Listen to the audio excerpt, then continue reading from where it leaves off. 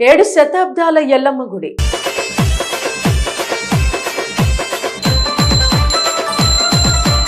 హైదరాబాద్ నగరం మహిమాన్విత ఆలయాలకు పెట్టింది పేరు. ఈ మహానగరంలో ఎన్నో ఆలయాలు వెలిశాయి.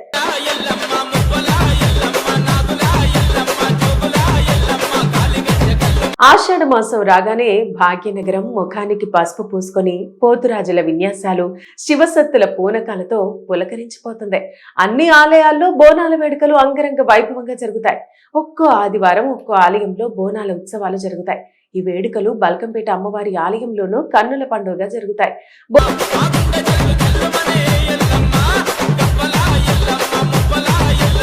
బోనాల సందర్భంగా అమ్మవారి కళ్యాణోత్సవం అంగరంగ వైభవంగా జరుగుతుంది. ఉత్సవాలను తిలకించేందుకు నగరవాసులతో పాటు చుట్టుపక్కల జిల్లాల నుంచి భక్తులు తండోపతండాలుగా తరలివస్తారు. అమ్మవారిని దర్శించుకొని మొక్కులు చెల్లించుకుంటారు. ఇక బల్కంపేట ఎల్లమ్మ ఆలయంలో ఆషాఢ మాసంలో నెల రోజులు బోనాల ఉత్సవాలు వైభవంగా జరుగుతాయి. అమ్మవారికి ఆది మంగళవారాలు ఎంతో ఇష్టం. ఈ రోజుల్లో మొక్కులు ఉన్నవారు బలులిచ్చి మొక్కులు తీర్చుకుంటారు. ఆషాఢ మాసంలో భక్తులు అమ్మవారిని సొంత బిడ్డగా భావించి బోనం పెట్టి ఓడిబియ్యం పోస్తారు. చీర సారెలతో అమ్మవారిని కొలుస్తారు. నెల రోజులు ఆలయ పరిసర ప్రాంతాలన్నీ జాతర శోభతో కలకలలాడతాయి. ప్రతి ఏటా బోనాల సందర్భంగా ఎల్లమ్మ ఆలయంతో అమ్మవారి కళ్యాణోత్సవాన్ని అత్యంత వైభవంగా నిర్వహిస్తారు. ఆషాఢ మాసం తొలి మంగళవారం నాడు అమ్మవారికి కళ్యాణం నిర్వహించడం ఆచారంగా వస్తోంది. ఈ ఏడాది కూడా జూలై 9వ తేదీన అమ్మవారి కళ్యాణం వైభవంగా జరిపించారు. ఎల్లమ్మ తల్లికి మహాదేవ శివయ్యతో ఆలయ పండితులు కళ్యాణం చేస్తారు. ఈ సందర్భంగా రాష్ట్ర ప్రభుత్వం అమ్మవారికి పట్టు వస్త్రాలు సమర్పిస్తారు. ఈ కళ్యాణం చూసేందుకు పెద్ద సంఖ్యలో భక్తులు తరలి వస్తారు. అమ్మవారి కళ్యాణాన్ని కళ్లారా చూసిన వారి కోరికలు ఏడాది తిరగక ముందే నెరవేరుతాయని భక్తుల నమ్మకం. యువతీ యువకులకు కళ్యాణ యోగం, అనారోగ్య సమస్యతో బాధపడుతున్న వారికి ఆరోగ్యం కలుగుతాయని నమ్ముతారు. ఇక బల్కంపేట ఎల్లమ్మ ఆలయం వెనుక ఎన్నో ఏళ్ల చరిత్ర ఉంది. సుమారు 700 ఏళ్ల క్రితం హైదరాబాద్ ఏర్పడక ముందే అమ్మవారు ఇక్కడ కొలువై ఉన్నట్టు చారిత్రక ఆధారాలు వెల్లడిస్తున్నాయి. భాగ్యనగరి ఏర్పాటుకు పూర్వం ఇప్పుడున్న బల్కంపేట ప్రాంతం పంట పొలాలతో ఉండేది. ఓ రైతు తన పొలంలో నీటి కోసం బావిని తీస్తుండగా అమ్మవారి ఆకారంలో ఉన్న ఓ బండరాయి బయటపడింది. దానిని తొలగించేందుకు ఆయన ప్రయత్నం చేశాడు. అయినా సాధ్యం కాలేదు. ఊళ్ళోకి వెళ్లి జనాలను తీసుకొచ్చి ఆ బండరాయిని బయటకు తీసేందుకు ప్రయత్నించినా సఫలం కాలేదు. కనీసం విగ్రహాన్ని పక్కకు కూడా జరపలేకపోయారు. అప్పుడే గ్రామస్తులు అది బండరాయి కాదని దేవతా స్వరూపమని భావించారు. రేణుక ఎల్లమ్మ తల్లిగా భావించి ఆ విగ్రహాన్ని బావిలోనే ఉంచి ఒడ్డున నిలబడి పూజలు చేశారు.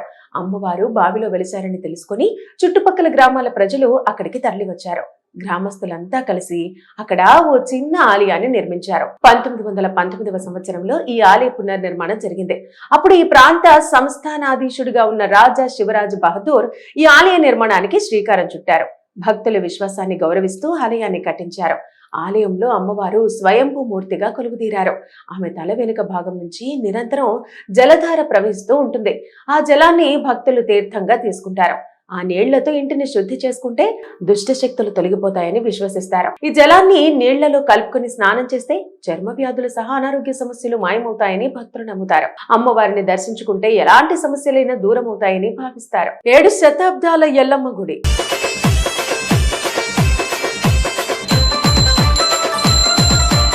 హైదరాబాద్ నగరం మహిమాన్విత ఆలయాలకు పెట్టింది పేరు. ఈ మహానగరంలో ఎన్నో ఆలయాలు వెలిశాయి.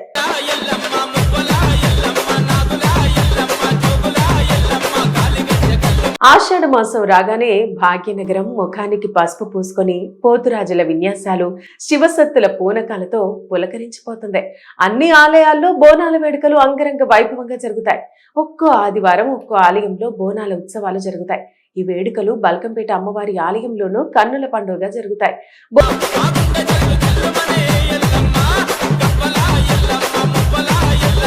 బోనాల సందర్భంగా అమ్మవారి కళ్యాణోత్సవం అంగరంగ వైభవంగా జరుగుతుంది. ఉత్సవాలను తిలకించేందుకు నగరవాసులతో పాటు చుట్టుపక్కల జిల్లాల నుంచి భక్తులు తండోపతండాలుగా తరలివస్తారు. అమ్మవారిని దర్శించుకొని మొక్కులు చెల్లించుకుంటారు. ఇక బల్కంపేట ఎల్లమ్మ ఆలయంలో ఆషాఢ మాసంలో నెల రోజులు బోనాల ఉత్సవాలు వైభవంగా జరుగుతాయి. అమ్మవారికి ఆది మంగళవారాలు ఎంతో ఇష్టం. ఈ రోజుల్లో మొక్కులు ఉన్నవారు బలులిచ్చి మొక్కులు తీర్చుకుంటారు. ఆషాఢ మాసంలో భక్తులు అమ్మవారిని సొంత బిడ్డగా భావించి బోనం పెట్టి ఓడిబియ్యం పోస్తారు. చీర సారెలతో అమ్మవారిని కొలుస్తారు. నెల రోజులు ఆలయ పరిసర ప్రాంతాలన్నీ జాతర శోభతో కలకలలాడతాయి. ప్రతి ఏటా బోనాల సందర్భంగా ఎల్లమ్మ ఆలయంతో అమ్మవారి కళ్యాణోత్సవాన్ని అత్యంత వైభవంగా నిర్వహిస్తారు. ఆషాఢ మాసం తొలి మంగళవారం నాడు అమ్మవారికి కళ్యాణం నిర్వహించడం ఆచారంగా వస్తోంది. ఈ ఏడాది కూడా జూలై 9వ తేదీన అమ్మవారి కళ్యాణం వైభవంగా జరిపించారు. ఎల్లమ్మ తల్లికి మహాదేవ శివయ్యతో ఆలయ పండితులు కళ్యాణం చేస్తారు. ఈ సందర్భంగా రాష్ట్ర ప్రభుత్వం అమ్మవారికి పట్టు వస్త్రాలు సమర్పిస్తారు. ఈ కళ్యాణం చూసేందుకు పెద్ద సంఖ్యలో భక్తులు తరలి వస్తారు. అమ్మవారి కళ్యాణాన్ని కళ్లారా చూసిన వారి కోరికలు ఏడాది తిరగక ముందే నెరవేరుతాయని భక్తుల నమ్మకం. యువతీ యువకులకు కళ్యాణ యోగం, అనారోగ్య సమస్యతో బాధపడుతున్న వారికి ఆరోగ్యం కలుగుతాయని నమ్ముతారు. ఇక బల్కంపేట ఎల్లమ్మ ఆలయం వెనుక ఎన్నో ఏళ్ల చరిత్ర ఉంది. సుమారు 700 ఏళ్ల క్రితం హైదరాబాద్ ఏర్పడక ముందే అమ్మవారు ఇక్కడ కొలువై ఉన్నట్టు చారిత్రక ఆధారాలు వెల్లడిస్తున్నాయి. భాగ్యనగరి ఏర్పాటుకు పూర్వం ఇప్పుడున్న బల్కంపేట ప్రాంతం పంట పొలాలతో ఉండేది. ఓ రైతు తన పొలంలో నీటి కోసం బావిని తీస్తుండగా అమ్మవారి ఆకారంలో ఉన్న ఓ బండరాయి బయటపడింది. దానిని తొలగించేందుకు ఆయన ప్రయత్నం చేశాడు. అయినా సాధ్యం కాలేదు. ఊళ్ళోకి వెళ్లి జనాలను తీసుకొచ్చి ఆ బండరాయిని బయటకు తీసేందుకు ప్రయత్నించినా సఫలం కాలేదు. కనీసం విగ్రహాన్ని పక్కకు కూడా జరపలేకపోయారు.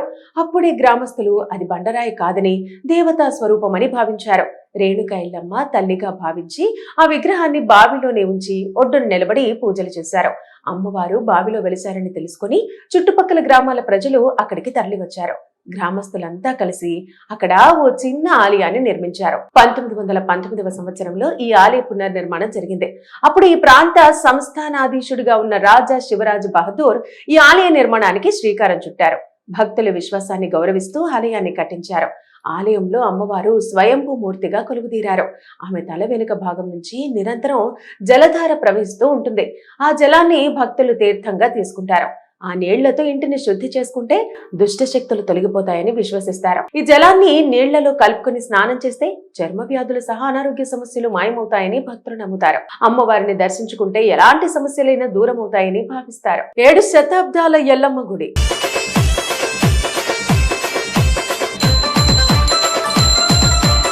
హైదరాబాద్ నగరం మహిమాన్విత ఆలయాలకు పెట్టింది పేరు. ఈ మహానగరంలో ఎన్నో ఆలయాలు వెలిశాయి.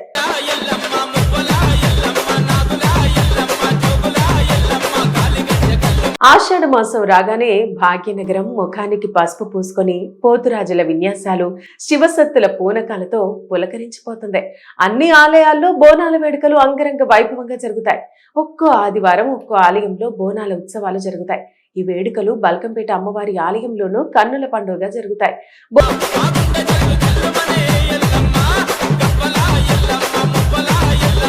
బోనాల సందర్భంగా అమ్మవారి కళ్యాణోత్సవం అంగరంగ వైభవంగా జరుగుతుంది. ఉత్సవాలను తిలకించేందుకు నగరవాసులతో పాటు చుట్టుపక్కల జిల్లాల నుంచి భక్తులు తండోపతండాలుగా తరలివస్తారు. అమ్మవారిని దర్శించుకొని మొక్కులు చెల్లించుకుంటారు. ఇక బల్కంపేట ఎల్లమ్మ ఆలయంలో ఆషాఢ మాసంలో నెల రోజులు బోనాల ఉత్సవాలు వైభవంగా జరుగుతాయి. అమ్మవారికి ఆది మంగళవారాలు ఎంతో ఇష్టం. ఈ రోజుల్లో మొక్కులు ఉన్నవారు బలులిచ్చి మొక్కులు తీర్చుకుంటారు. ఆషాఢ మాసంలో భక్తులు అమ్మవారిని సొంత బిడ్డగా భావించి బోనం పెట్టి బియ్యం పోస్తారు. చీర సారెలతో అమ్మవారిని కొలుస్తారు. నెల రోజులు ఆలయ పరిసర ప్రాంతాలన్నీ జాతర శోభతో కళకళలాడతాయి. ప్రతి ఏటా బోనాల సందర్భంగా ఎల్లమ్మ ఆలయంతో అమ్మవారి కళ్యాణోత్సవాన్ని అత్యంత వైభవంగా నిర్వహిస్తారు. ఆషాఢ మాసం తొలి మంగళవారం నాడు అమ్మవారికి కళ్యాణం నిర్వహించడం ఆచారంగా వస్తోంది. ఈ ఏడాది కూడా జూలై 9వ తేదీన అమ్మవారి కళ్యాణం వైభవంగా జరిపించారు. ఎల్లమ్మ తల్లికి మహాదేవ శివయ్యతో ఆలయ పండితులు కళ్యాణం చేస్తారు. ఈ సందర్భంగా రాష్ట్ర ప్రభుత్వం అమ్మవారికి పట్టు వస్త్రాలు సమర్పిస్తారు. ఈ కళ్యాణం చూసేందుకు పెద్ద సంఖ్యలో భక్తులు తరలి వస్తారు. అమ్మవారి కళ్యాణాన్ని కళ్లారా చూసిన వారి కోరికలు ఏడాది తిరగక ముందే నెరవేరుతాయని భక్తుల నమ్మకం. యువతీ యువకులకు కళ్యాణ యోగం, అనారోగ్య సమస్యతో బాధపడుతున్న వారికి ఆరోగ్యం కలుగుతాయని నమ్ముతారు. ఇక బల్కంపేట ఎల్లమ్మ ఆలయం వెనుక ఎన్నో ఏళ్ల చరిత్ర ఉంది. సుమారు 700 ఏళ్ల క్రితం హైదరాబాద్ ఏర్పడక ముందే అమ్మవారు ఇక్కడ కొలువై ఉన్నట్టు చారిత్రక ఆధారాలు వెల్లడిస్తున్నాయి. భాగ్యనగరి ఏర్పాటుకు పూర్వం ఇప్పుడున్న బల్కంపేట ప్రాంతం పంట పొలాలతో ఉండేది. ఓ రైతు తన పొలంలో నీటి కోసం బావిని తీస్తుండగా అమ్మవారి ఆకారంలో ఉన్న ఓ బండరాయి బయటపడింది. దానిని తొలగించేందుకు ఆయన ప్రయత్నం చేశాడు. అయినా సాధ్యం కాలేదు. ఊళ్ళోకి వెళ్లి జనాలను తీసుకొచ్చి ఆ బండరాయిని బయటకు తీసేందుకు ప్రయత్నించినా సఫలం కాలేదు. కనీసం విగ్రహాన్ని పక్కకు కూడా జరపలేకపోయారు. అప్పుడే గ్రామస్తులు అది బండరాయి కాదని దేవతా స్వరూపమని భావించారు. రేణుక ఎల్లమ్మ తల్లిగా భావించి ఆ విగ్రహాన్ని బావిలోనే ఉంచి ఒడ్డును నిలబడి పూజలు చేశారు.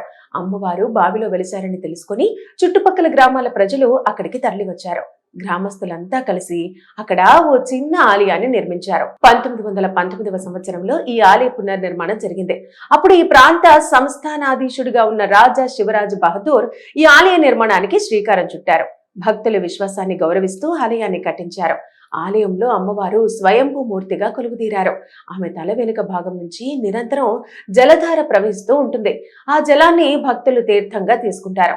ఆ నీళ్లతో ఇంటిని శుద్ధి చేసుకుంటే దుష్ట శక్తులు తొలగిపోతాయని విశ్వసిస్తారు. ఈ జలాన్ని నీళ్లలో కలుపుకొని స్నానం చేస్తే చర్మ వ్యాధులు సహా అనారోగ్య సమస్యలు మాయమవుతాయని భక్తులు నమ్ముతారు. అమ్మవారిని దర్శించుకుంటే ఎలాంటి సమస్యలైనా దూరం అవుతాయని భావిస్తారు.